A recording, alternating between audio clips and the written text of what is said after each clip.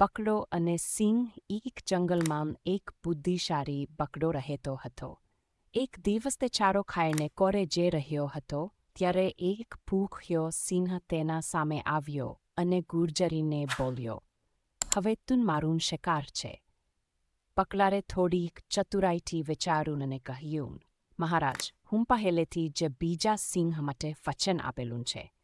જો તમે મને ખાશો તો તે તમને માફ નહીં કરે." સિંહે આશ્ચર્યથી પૂછ્યું, "બીજો સિંહ તે ક્યાં છે?" બકરાએ સિંહને એક કૂવા પાસે લઈ જઈ કહ્યું, "જોવો, એ ત્યાં છે."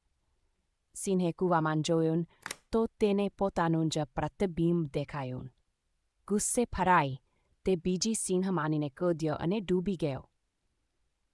બકડો ખુશ થઈને ઝેર પરત ફર્યો. ચતુરાઈથી મોટી કોઈ શક્તિ નથી.